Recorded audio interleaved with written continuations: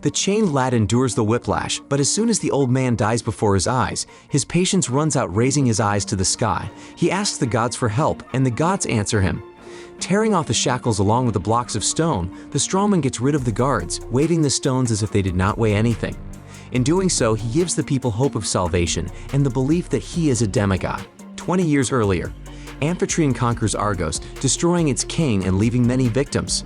Tired of her husband's cruelty, Alcmene first tries to persuade him to stop, but when that fails, she heads to the temple under cover of night. Kneeling down, Alcmene leaves gifts and begs Hera to stop her cruel husband by stopping the wars.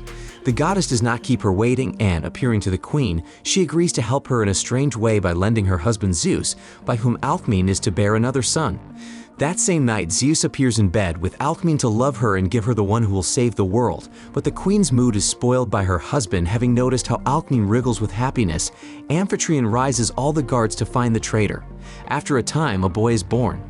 Amphitryon allows him to live, but he orders that the boy be named Alcide and declares that he will never be equal to his brother Iphicles.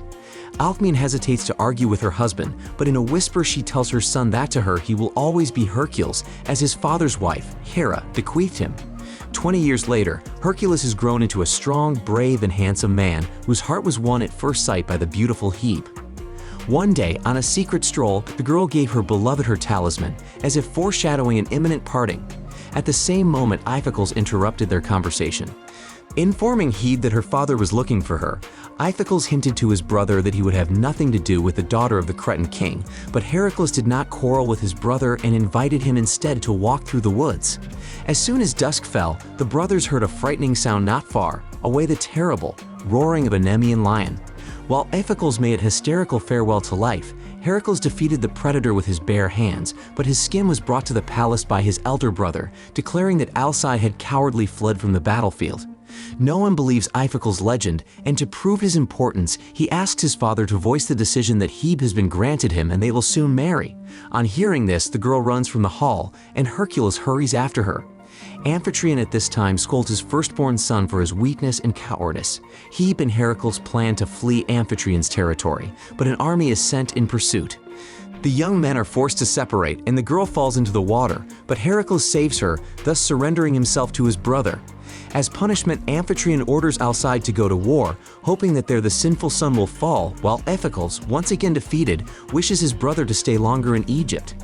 Alcmene tries to force her son to retreat, but he is prepared to give his life for his beloved, and then the queen has to tell him the truth about his real father and his real name. Leaving, Hercules asks Hebe not to give up. In just 3 moons he promises to return for her. The unit departs for Egypt under the command of Sotiris, who tells Hercules that the king has given them half as many men as usual. The legionnaires set up camp in a cave, and leaving the sentinels, Sotiris and Hercules go to look around, but when they return, the bodies of their fallen comrades are waiting for them. Sotiris tries to lead the army away, but they are surrounded on all sides, and the commander has no choice but to declare a battle formation. The hard battle ends predictably. Sotiris' detachment is defeated and only a few men remain alive. The Egyptians find the helmet of the king's son, Alcide, on the ground, and the general demands that Sotiris reveal which of the lads is the heir, but Sotiris says that he is among those whose bodies lie on the ground. That Alcide is alive and unharmed beside him in the hands of the soldiers, the commander is silent. The royal family is informed of Alcide's death. This makes Alcmene and Hebe grieve, but brings much joy to Amphitryon and Iphicles. Meanwhile, Hercules and Sotiris are branded as slaves, preparing them for resale. Sotiris does not understand why his friend chose this fate over death, but Hercules promises him that they will soon rejoice at his wedding to Hebe. The slaves end up on a ship and head for unknown shores, while Alcmene continues to mourn her son. Reminded of his death is the eldest heir, Iphicles, who is soon to marry the girl who is shedding tears for his brother. Once in prison, Hercules thinks of Hebe, who still does not know that her beloved is alive. Slaves are bought for dirty fights, and Hercules learns that the only way out of there is by becoming a loser. But even that doesn't make the boy lose faith. He asks Sotiris to be patient and promises him that they will return. Hercules fights his first battle like a winner. He does not spare his opponent, impressing the audience with his strength.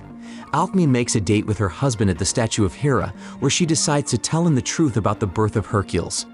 Raising the knife, she tells Amphitryon that it was because of him that the son of all the gods died, and she curses him for it.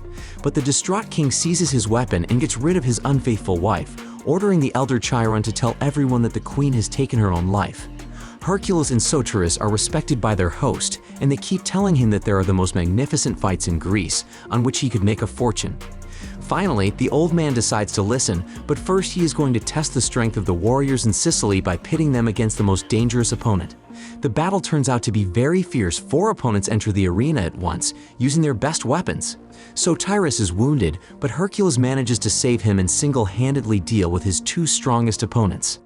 The old slave owner cancels his promise, believing that the wounded Soteris will do no better in the arena, but Heracles refuses to fight unless his master takes them to Greece. He is even willing to give his life for it, though it is clear to him that no one would profit the slave master in such a case. The master surrenders and the ship carries Heracles home to Greece.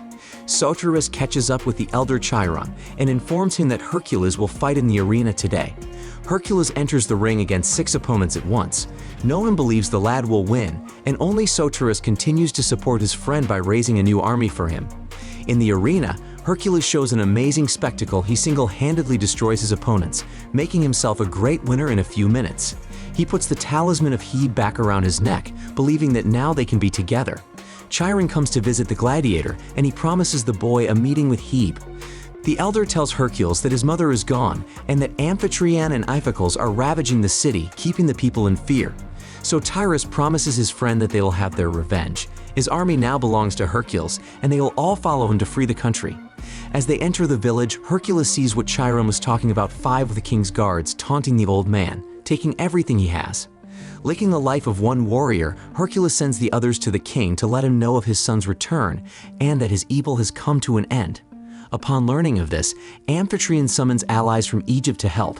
He plans to destroy Hercules, his friend, and Zeus himself, so that no one else will dare stand in his way.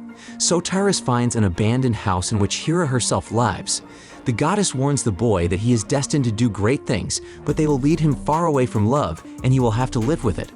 Hera asks Heracles to accept his father and discover the power of the demigod within him, but Heracles thinks Zeus has abandoned him, for he has never once extended his hand or protected him when he needed it. At night, Iphicles comes to Hebe's bedroom and warns her that their marriage will be consummated no matter what. The fact that the girl does not want this does not worry the tyrant, and in return he can only offer her death. The girl is ready to accept this, and climbing the tower, she is going to end her torment. Her father manages to save her.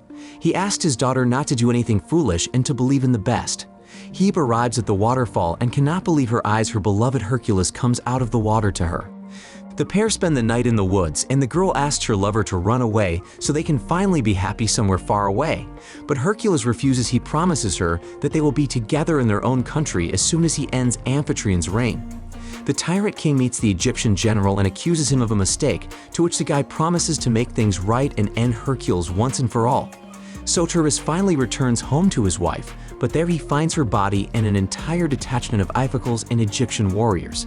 The boy wants revenge, but Iphicles takes his son hostage, and Soteris has to betray his friend to keep the boy alive. An army breaks into Hera's house. Iphicles holds Soteris and Hebe hostage, so Heracles can do nothing against his enemies. His men are executed, and the lad himself is sent to the square to publicly show his weakness and destroy the people's hope of deliverance. Amphitryon calls the lad an impostor and tells the people that he has brought them only punishment and pain. In front of Hercules, Iphicles destroys the old man Chiron and prepares to kill Soteris. But at that moment, the lad raises his eyes to heaven and turns to his real father, begging him to give him strength. Easily ripping off the stones with his chains, Hercules breaks the guards and frees himself. He falls to his knees beside Chiron, but Soteris asks his friend to leave, lest he meet the army again. The villagers take the hero's side. They are willing to follow him and, if necessary, give their lives in the name of liberation. Hercules speaks before his people.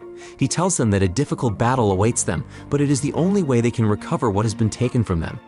Hercules' army approaches the palace walls just as Iphicles is about to marry Hebe. But this time the girl boldly declares that he loves another, and even if Hercules dies, she will continue to love him. A battle begins at the palace gates, but most of the guards move to Hercules' side, and the army approaches the porch of the main castle to summon Amphitryon. The king has prepared a trap for his unborn son. His army is surrounded by a ring of fire and a detachment of Egyptian guards.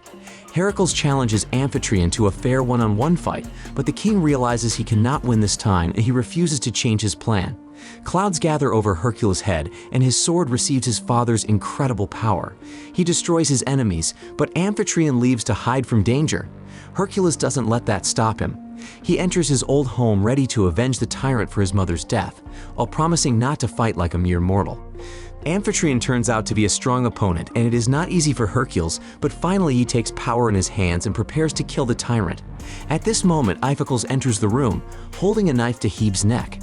The girl asks Heracles not to risk her life, but realizing that he will not, she stabs the blade into her own chest. The pain fills Hercules with strength. He defeats Amphitryon and leaves in him the knife with which Alcmene was killed. Hercules manages to embrace Hebe, promising her that they will never part again. A few months later, Hebe and Heracles' son is born. The happy father returns to life, beginning his reign in Greece, each time raising his eyes to the sky to thank his father.